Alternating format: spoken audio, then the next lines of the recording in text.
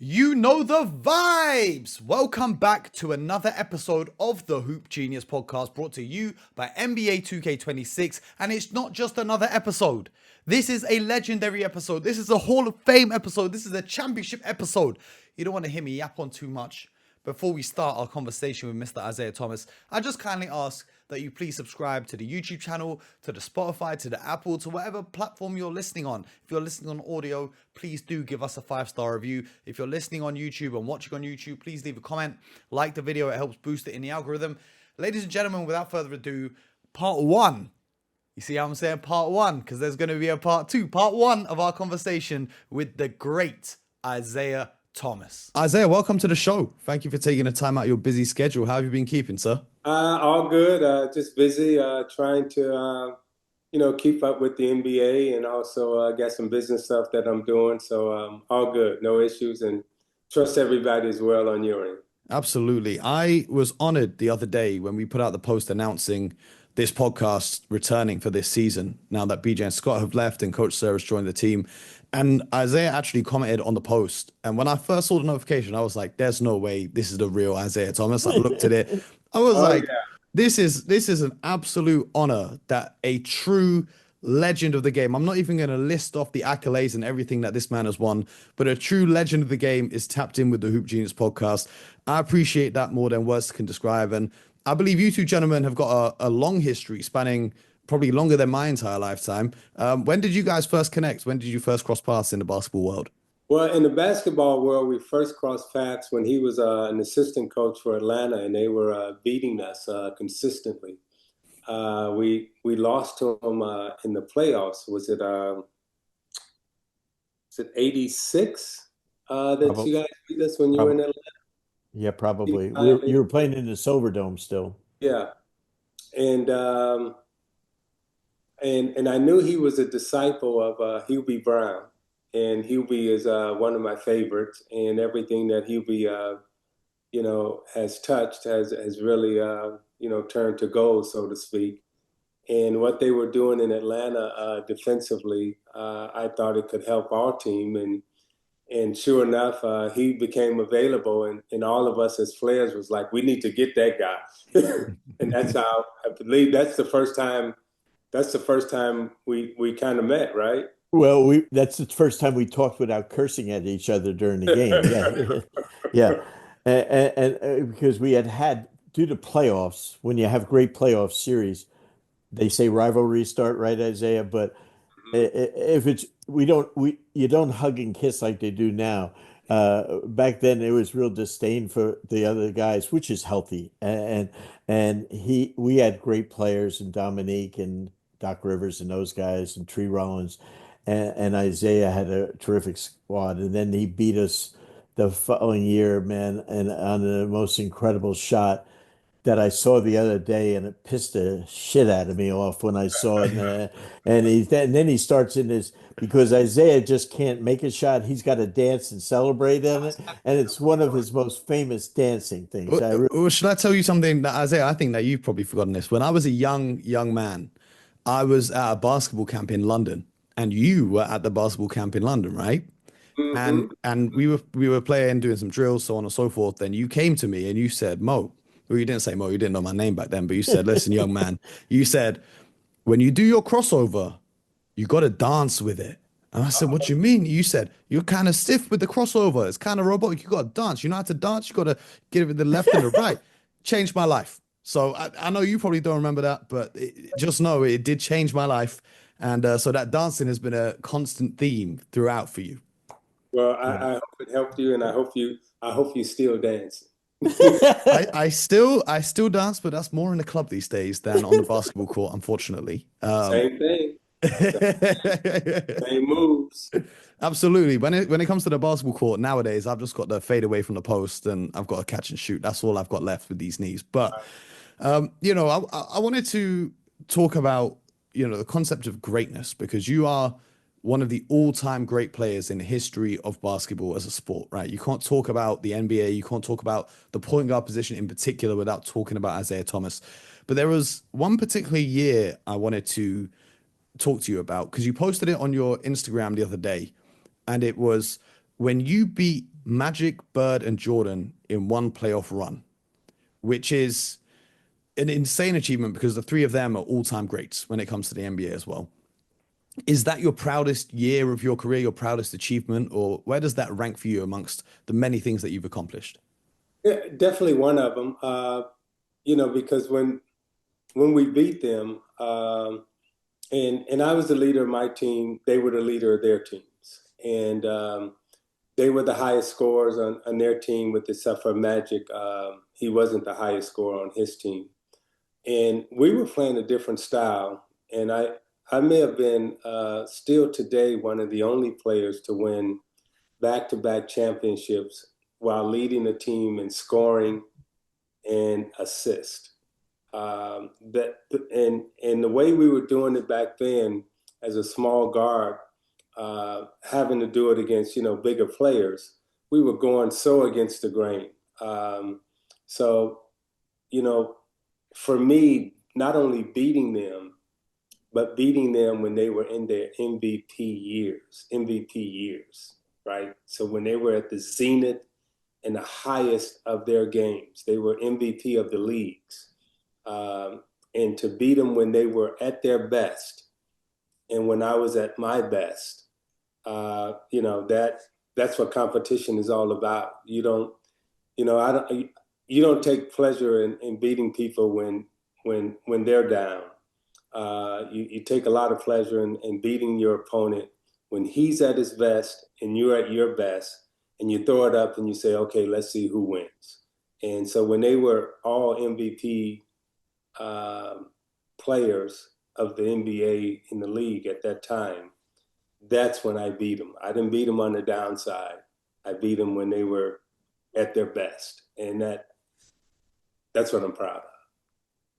Yes, No, sir. Isaiah, when I blessed that UB Brown was my high school coach, and then he brought me to the NBA.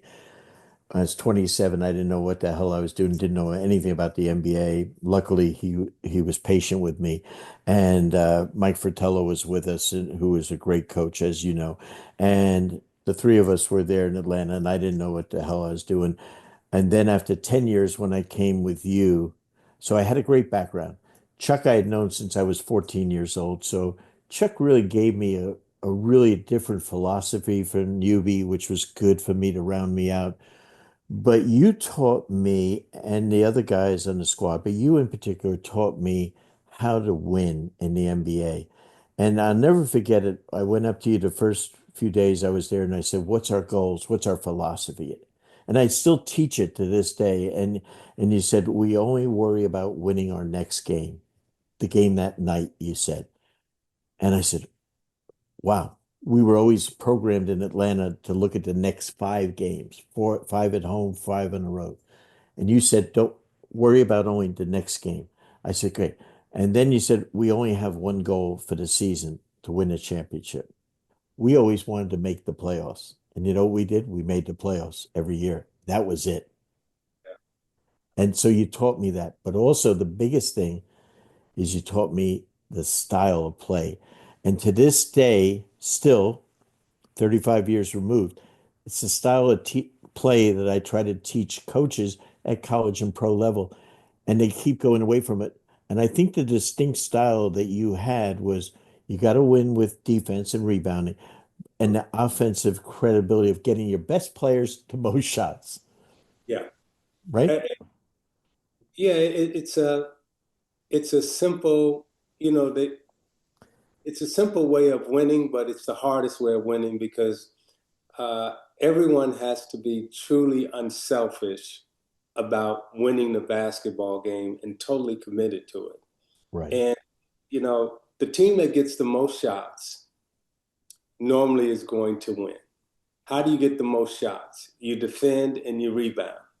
And when you look at the NBA, today, I think it's easier to win in today's game than back then right. because shot selection, keyword, shot selection is so poor right now. So I would say 65 to 70% of the shots are missed today. So if you rebound 100% of the 60 to 65% of shots that are missed, you're going to get more shot attempts than the other team. And if you don't turn it over, you're going to get more shot attempts. And then you'll get to the foul line. Now, everyone talks about, trying to shoot 43 pointers and, all that other stuff. But you take 43 pointers and you're missing, 70% of them. If I get the rebound on your 70% of misses and you don't get offensive rebounds, I'm going to beat you. And, Right. and if I happen to have a good shooting night on my end, you're going to get destroyed. It was a simple way of going about winning. And what everyone talks about in terms of analytics right now, we used to call it statistics. Right. So we had a formula of how do we win. We never tried to play like anyone else. We couldn't play like the Lakers. We couldn't play like Chicago. And the formulas that they had for winning and their measurements for winning had to be different than ours. Right. So our criteria for winning, and that's why I say we was going so against the grain. Our criteria for winning is what I just outlined. We would rebound, we would defend, we would take good shots, good quality shots. We'd get a good shot down every time. And, 9 times out of 10, we would win the basketball game. If we had a time machine and we could bring you from your prime to the modern NBA, is there a team that you look at and you kind of think that your style of play would fit best with in the current NBA? I think I could fit on any team, Yeah. on any basketball team that you pick. I think I would have success with that team. And if I can win in an era where you guys talk about when you list the top 6 or 7 players ever, right? 4 of them I beat. I'm gonna say that again.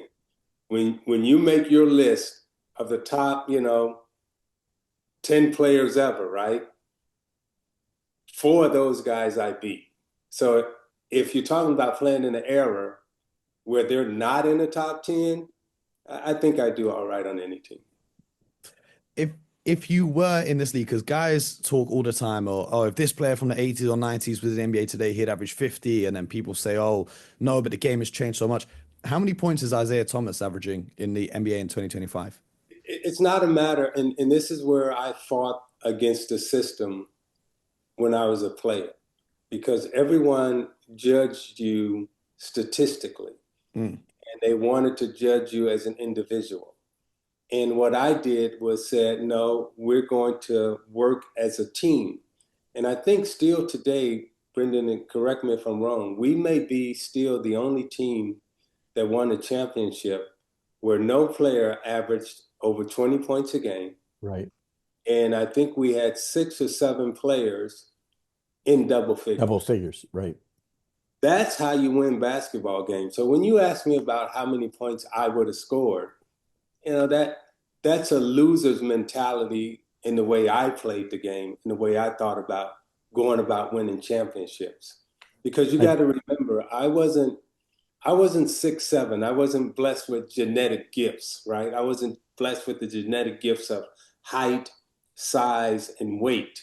So I had to find a way to win that was totally different than the way the criteria was judging the 6'8" and the 6'9" guy, because they were always shooting, like you say, you were a good post player.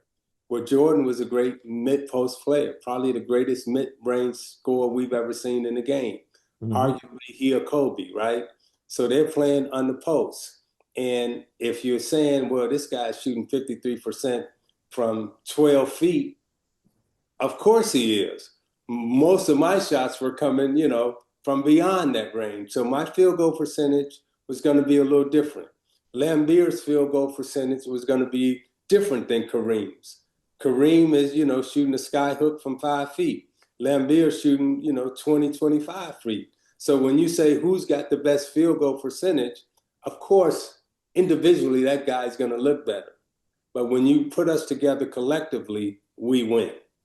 And that's what it's all about. So how many points I would score, it all depends on what night we'd had to win. If you had Mm, to, How's that for an answer? if you had to I like assemble, that. if you had to assemble a starting five around yourself, right? So you're playing the point guard. You've got four guys to pick from the current NBA to be on your team, and you can only pick one other all-star kind of player, and then we want guys playing roles. What would your lineup be? From today's current Yeah. NBA, I'm not quite sure. Because you look at talent and skill, I look at mentality, right? Hmm. Uh, and and if I don't know them personally, so I couldn't say like what their mentality is. Now their skill level, you can look at their skill level and say, well, this one fits, this one fits. But from a mentality standpoint, we I'm about mental. Mental is to physical as four is to one. And when we always talked about our team in Detroit, we described ourselves as a mentally tough team. Everyone else described us as a physically tough team.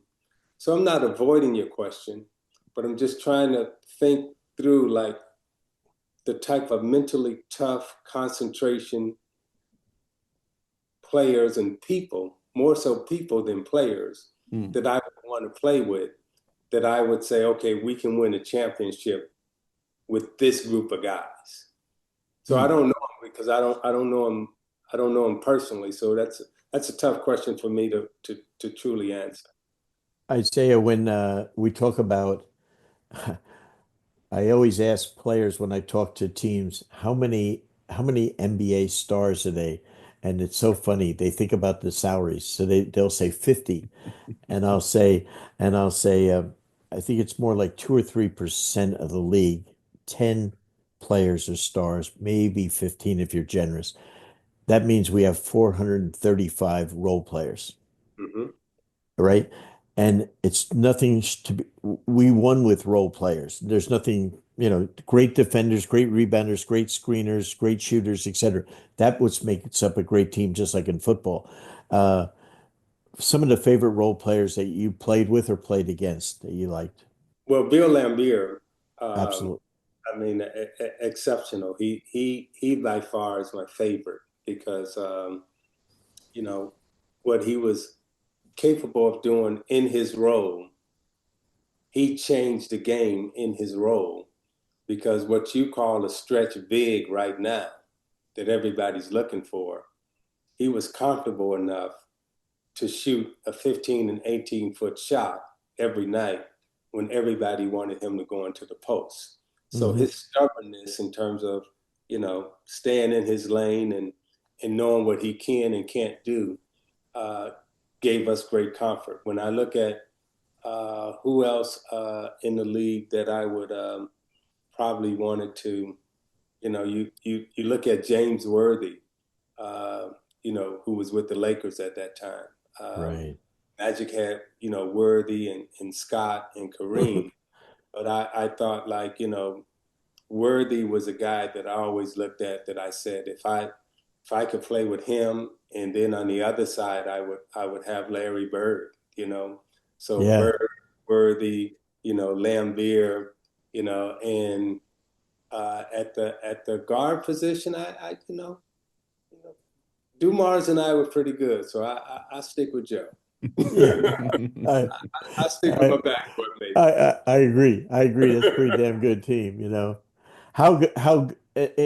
saw, I laugh when they put the Mount Rushmores up nowadays, and I'm not trying to live in yesterday, but Larry Bird never gets put in it. And he scored Keep Fattel and I everybody. were a pretty good defensive team.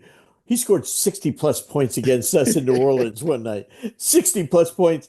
And Larry, I know I've talked to him about this.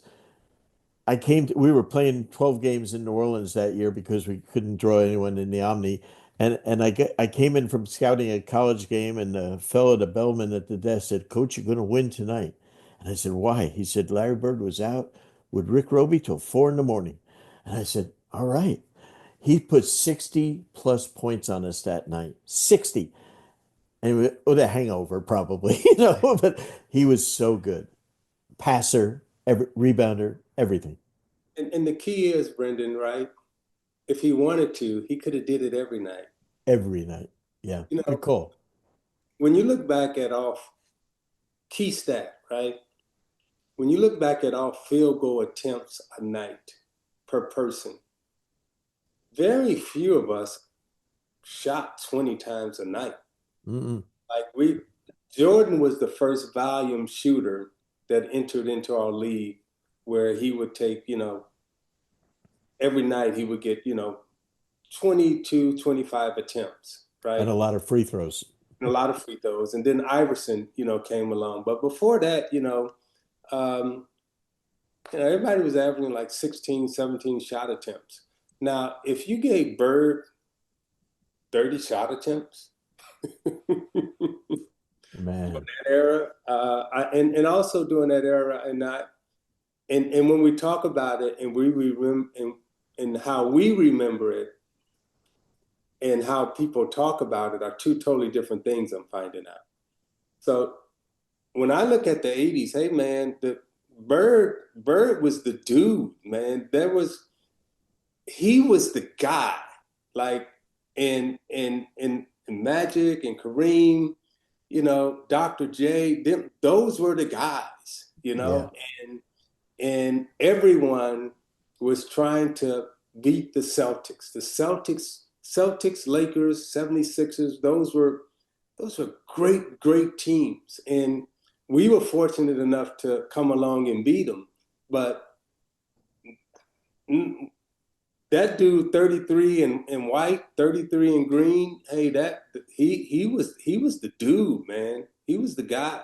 Don't worry, fellas. I think I'm the only person age 30 or below that's keeping Larry Bird on that Mount Rushmore. And I think another player that people often forget about is Hakeem Olajuwon. That's another player I think nowadays gets overlooked when they talk about, the all-time greatest to ever do it. A modern great player that I wanted to talk to you about, Isaiah, is Stephen Curry. Mm-hmm. Because, you're one of the greatest point guards, if not the greatest point guard to ever do it.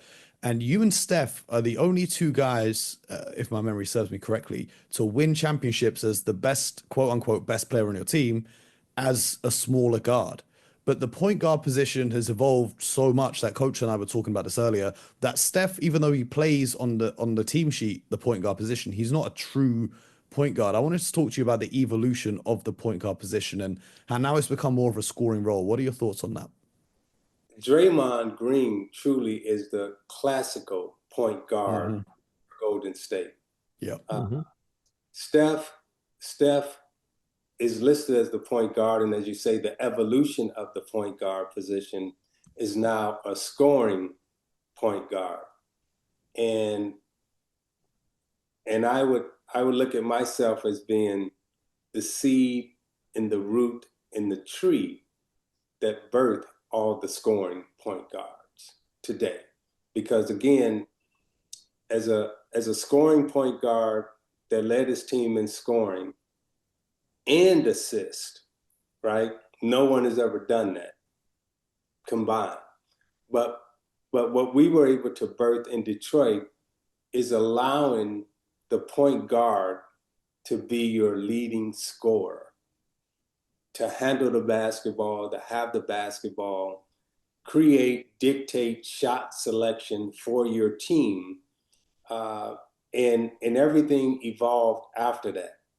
Uh, and so when I look at the scoring point guards who have won and who are trying to win, um, I I thank my coaches and Coach Sir and Chuck Daly and Ronnie Rothstein and all who came through our way, Coach Malone, for allowing me and trusting me enough to score from that position. And then everyone else, every other team since then, and I say this respectfully, um, when you talk about Magic, when you talk about Jordan, and you talk about Kareem, and you talk about Bird, I would say every NBA team right now that I see is looking for a backcourt that looks like Isiah Thomas, Joe Dumars, and Vinnie Johnson. Mm-hmm. Everybody wants to score from the perimeter now, as opposed to the way they used to do it.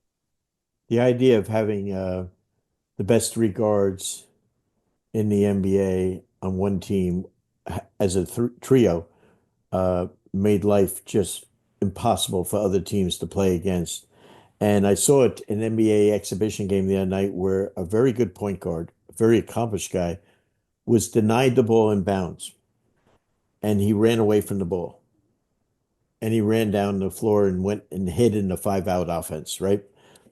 Whereas if anyone ever wanted to be crazy enough to come up to deny you, you would just go down, Joe or Vinny would bring it up, and then you would come off of screens, and now you were lethal because now you had the ball with a live dribble 17 feet from the basket or even closer, which made it even dumber for them to do, in my opinion.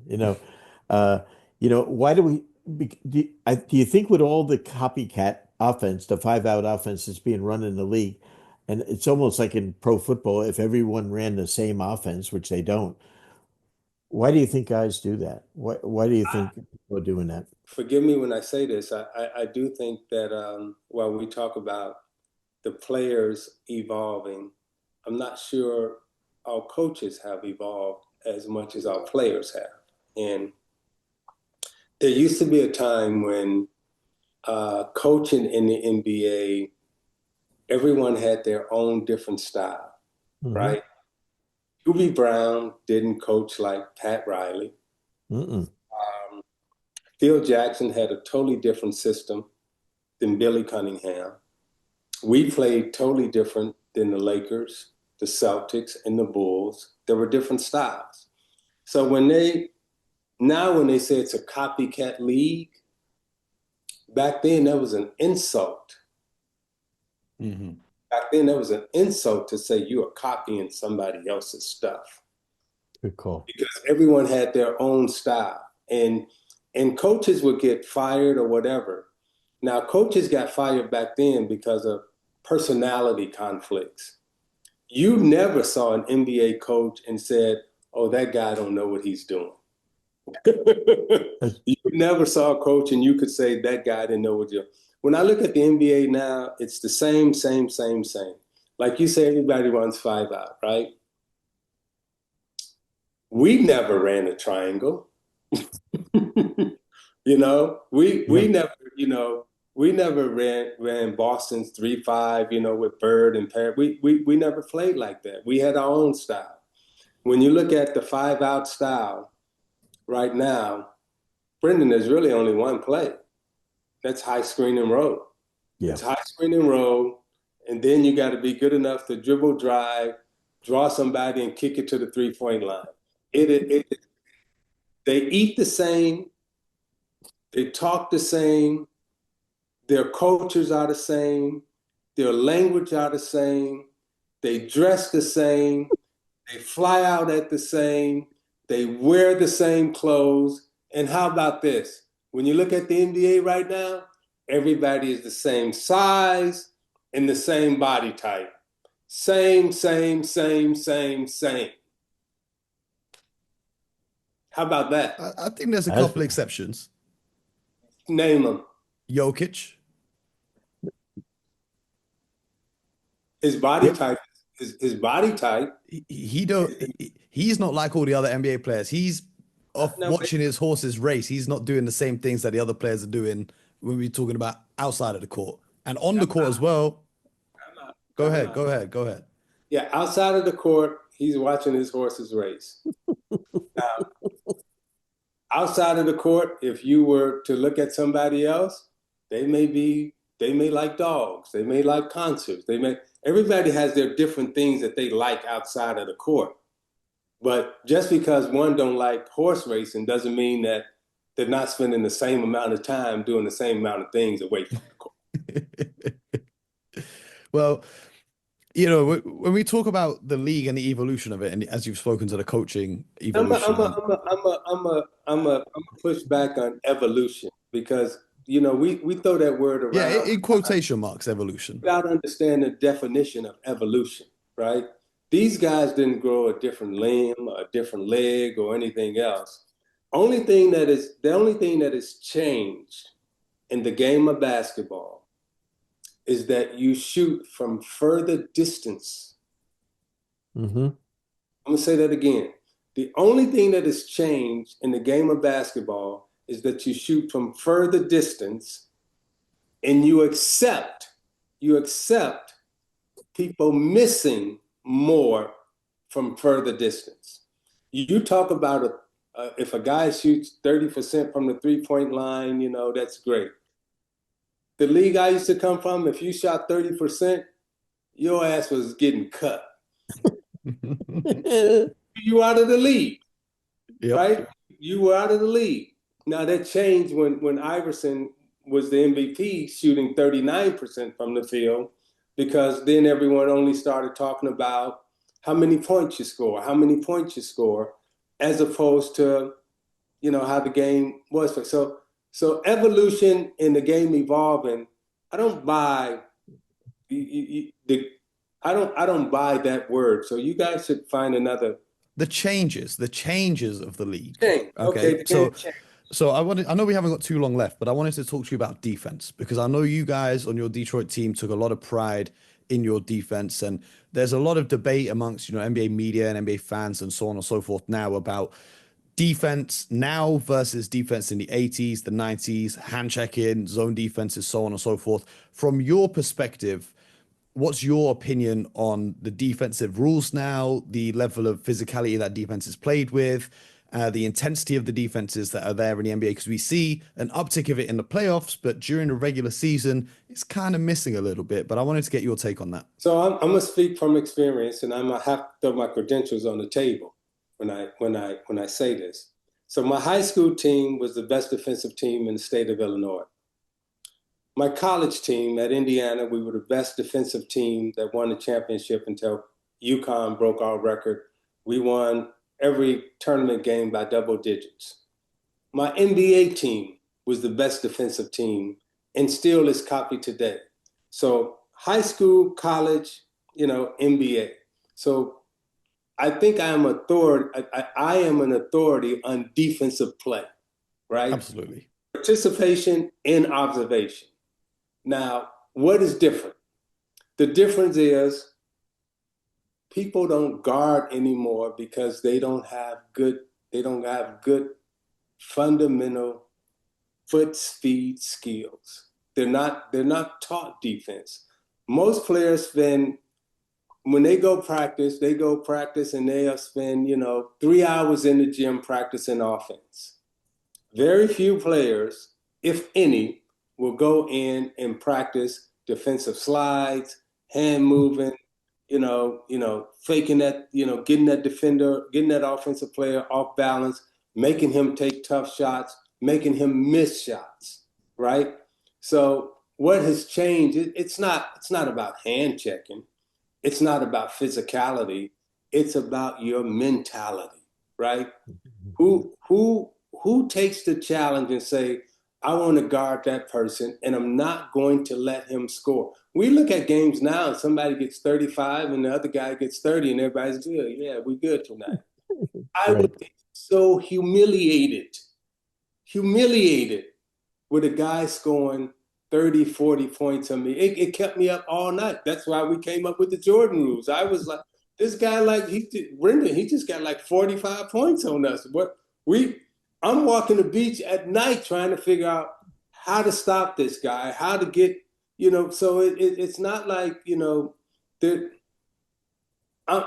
there's no shame, there's no embarrassment when a guy gets 30 points on you. It's like, yeah, he's that good. He got 30 on me.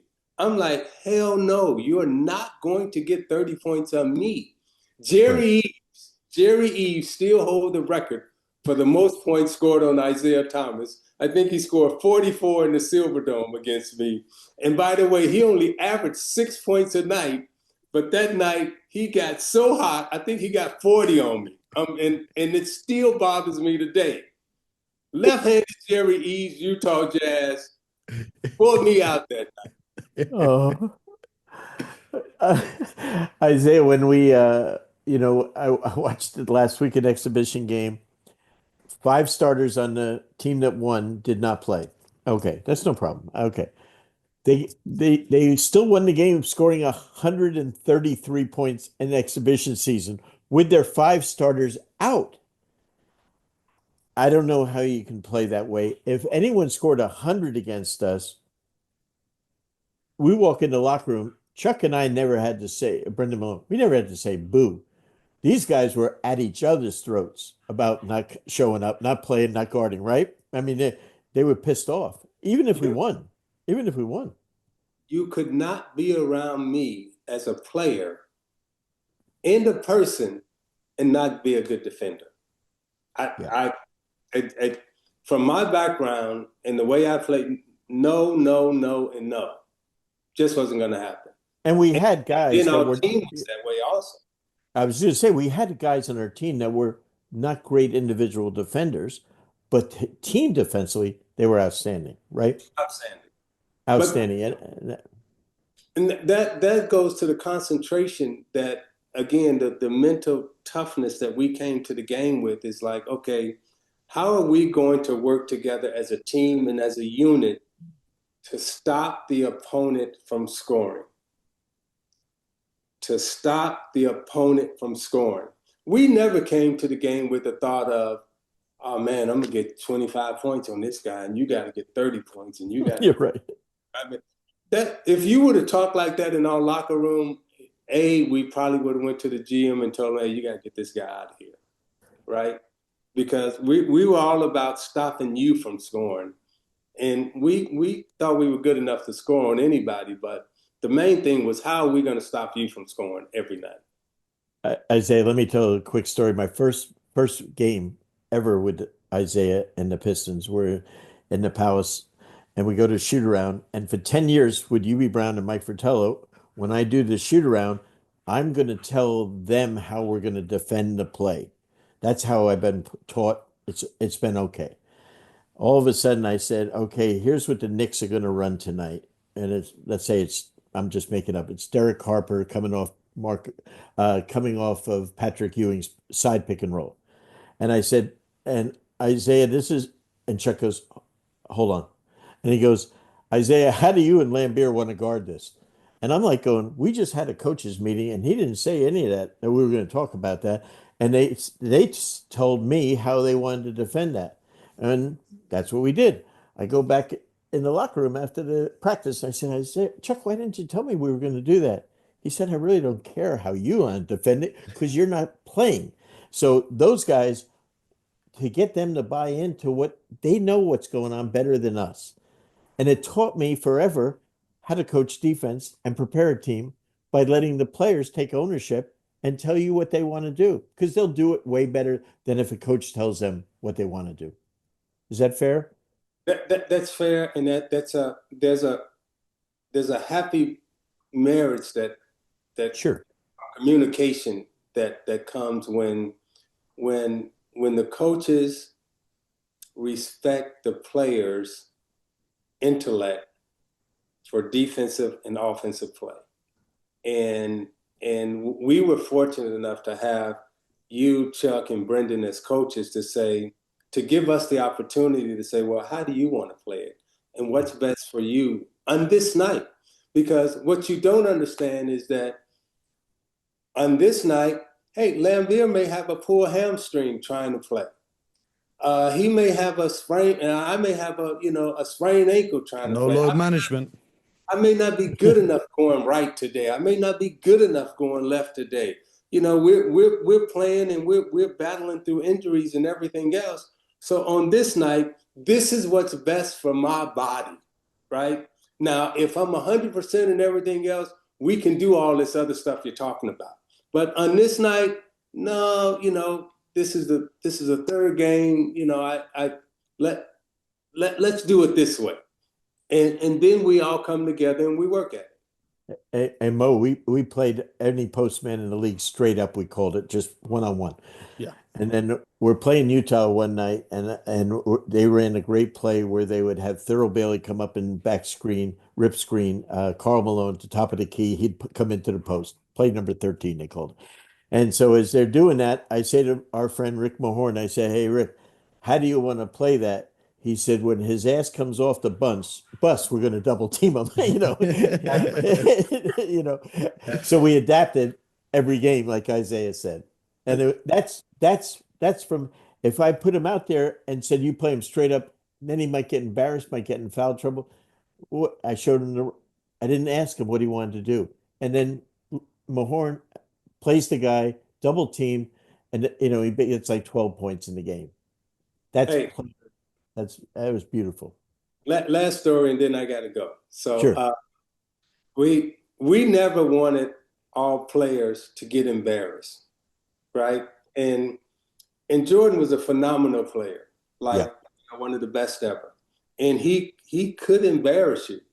So there's not a game that we played where we didn't honor and respect his talent. And how do we honor and respect his talent? We double teamed him. We trapped him. Now there would be some nights when he would kind of be off, and Joe would be like, "No, I got him right now," right? But once he got going, it was like, "Hey Zeke, you know, you got to come help," right? But it just wasn't like that for him. It was like that for anybody. Right. We never let one of our players get embarrassed and somebody dance on them and, clown them and point at them. No, no, no, no, no. That guy is going to get double teamed because we respect what he's doing. And we got to come back and do this again. I got to jump on this board call right now. 100%. We appreciate you taking the time. If you guys want to hang on for 15 minutes, I'll finish. Come back. Thank you so much. Really appreciate it. That was absolutely great stuff, Isaiah. Appreciate you. Love you, man. Love you too. Appreciate you. Thanks. Thank you. All right. Coach, what a fascinating conversation with the one, the only, the legendary Isiah Thomas. I know you guys go way back. We didn't get a chance to talk about it during the show, but Isaiah mentioned it briefly. And just in case, you told this story before last season, but just in case for any new listeners, you guys coming up with the Jordan rules. Do you want to speak a little bit about that? Yeah, I mean, so what he was referring to, we were playing Chicago. Series is 1-1. It's game 3, Eastern Conference Final 7-game series. And we're up, I believe, 19 points at the half. We're doing a great job. All of a sudden, Jordan gets hot, second half. And he goes off. I believe he scored about 37 or 39 points in the second half alone. Gets 47 for the game. And they win at the buzzer by 2 points. Okay. So now we're down 2-1, Eastern Conference Finals. They think they're going to upset us. The game is in the afternoon. It's a national TV game here in the States. That night, the game is at Chicago's infamous Chicago Stadium. We're staying downtown Chicago, the Westin Hotel, and Isaiah is from Chicago. The next thing, he goes walking. Imagine this. Can you imagine an NBA superstar, one of the 5 best players in the league now, walking out on Lake Michigan on the sidewalk Insane.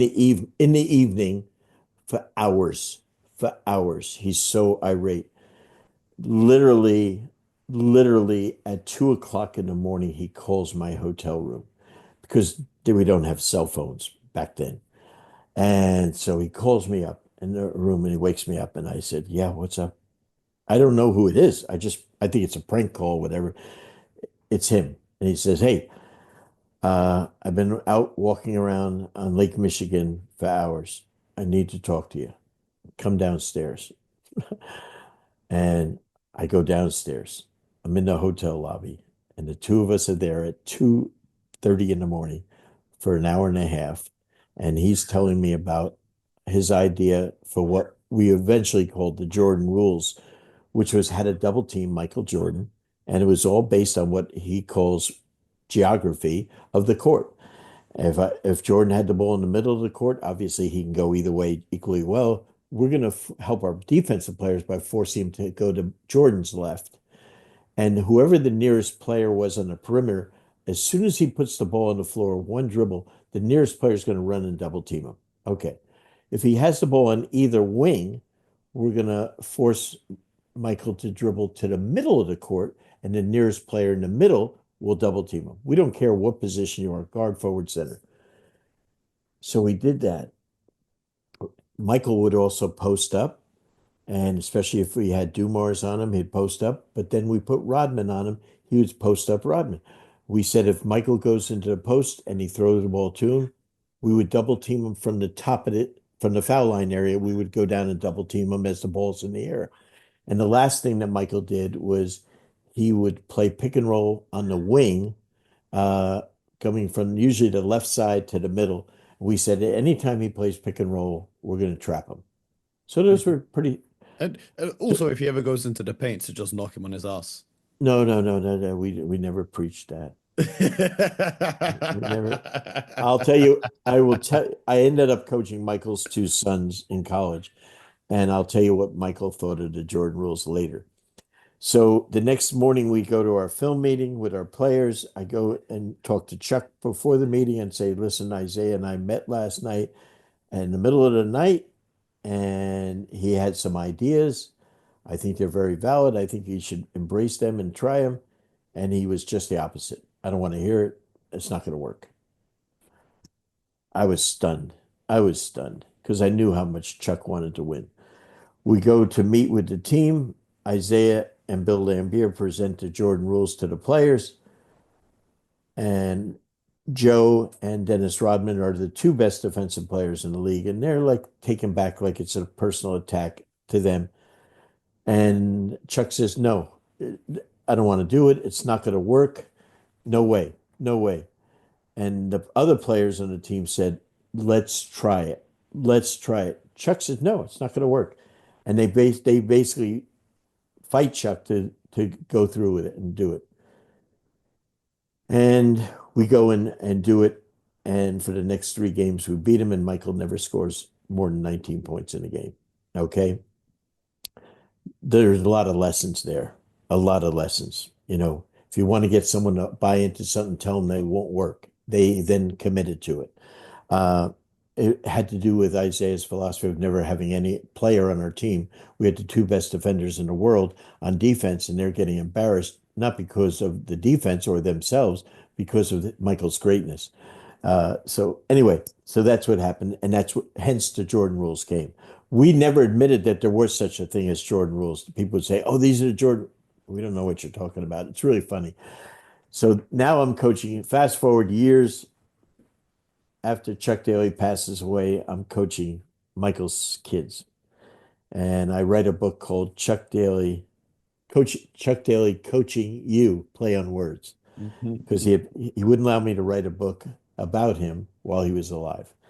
So I handed Michael an autographed copy I did for him. He loved Chuck.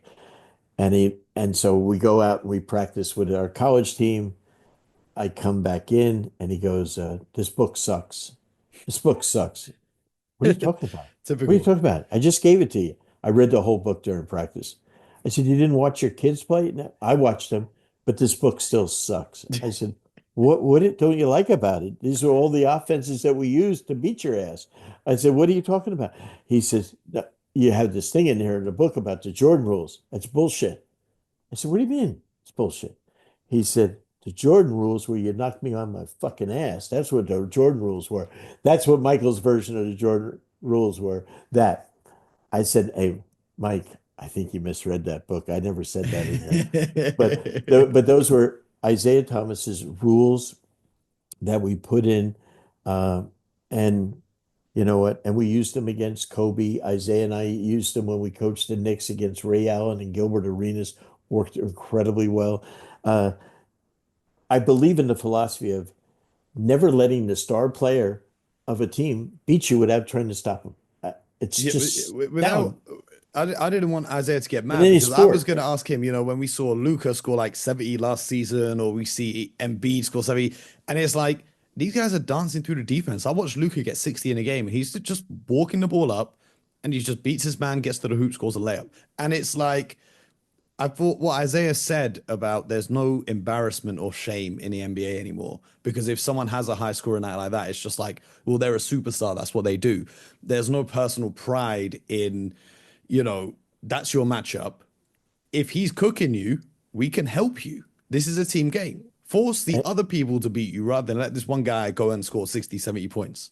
and one thing he left out that he didn't leave out, but one of the philosophies we have against a great offensive player is now we go at him when he's on defense. Oh, 100%. Michael was an absolute elite defender, but what we did is we made him play defense on Dumars Energy. and Vinny every time down. We just kept running plays for them to make him work. Maybe he'd be tired on the offensive end. Yeah, yeah. You gotta throw the kitchen sink and more when you're playing against Yeah, the all-time so great it player. really good. What an interview with the guy. I mean, Absolutely. Isaiah is absolutely in I started in the NBA 47 years ago, Mo.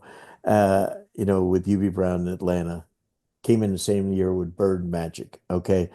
Isaiah is the most intelligent player I've ever had of hundreds and hundreds of players that he has a brilliance about him mentally about the game. Physically, he was iconic. I mean, it was just, we didn't even talk about it. He scored 16 points in a minute and like 50 seconds against the Knicks, UB Brown in the playoffs. Imagine that. 16 points. He could do whatever he wanted on the court. So to hear him at his age now, he's so smart and everything he does, business, basketball, people. But he really thinks. He really thinks. And he's got really strong philosophy, which is beautiful. And every time he asked a question, it was always with a team first approach, which I Yeah. found very insightful, which is rare, when you talk to superstar players who have accomplished a lot in the league. And also, he gave a lot of credit to, we had a whole segment about Larry Bird there, just giving credit to the other great players of his era, which, you don't hear too many of these former greats doing that these days. They like to talk, some guys like to talk a lot about themselves rather than giving credit and admiration towards the other insanely talented people we've also seen. He's 10 years older. I'm 10 years older than him, and ever since we got to work together, um, you know, I guess 37 years ago started, he's like a brother to me, and we've worked together post Pistons and stuff, and uh, it's just fun to get together with him and talk ball. He loves the game. He can teach the game. But more importantly, he's just got a brilliant outlook on life. That's what I like about him An so all-time much. great, a true great, and coach, I really appreciate you getting Isaiah on show, and all the lessons that you teach as well to our listeners now this season. It's still early in the season. It's week 2, week 3 for us on this podcast, but there's a lot more to come. We're gonna have some more Well, interesting well, conversations. it's Yes. appropriate that the number one show outside the US, we start with a legend to be with a legend like yourself. No, you're too kind. You're too kind. But soon we'll be the number one show in the US too. How about that? We Oh, I working. like that. I We like that. working. We I working. But like. I did feel that Isaiah was a little bit disappointed when he asked me if I was still dancing, and I told him it was only with the ladies in the club because No, he actually was impressed. Just do that crossover move in the club. Yeah. that's definitely another move. To be fair, it's more just letting them. I'm not even going to get into. I'm not going to No, get into no, that. please. I'm not going to get into No. that. But an absolutely amazing interview, amazing insights. We're going to have to get Isaiah back for a part 2 during this season Oh, because I know there's a absolutely. lot more that he wants to talk about. Yeah, get And the season halfway done, and boy, he'll come back on fire. yeah, This is what he's like with the season in not even starting. Wow. preseason. Yeah, he'll be on fire. I can't wait. Coach, I appreciate you as always. To our listeners, I hope you guys enjoyed this interview. Let us know in the comments and leave a review and tell us your thoughts. We'd love to hear back from you. Hit us on social media and all of that. We'll be back on Monday with another weekly recap of everything happening from the early stages of the NBA season. And then next Thursday, another special guest. And this time, we're not even going to give you any clues. You just got to stay locked in. We might throw some clues up on Instagram. Maybe we'll give you a little hint. But I love it. I until love it. then, get buckets.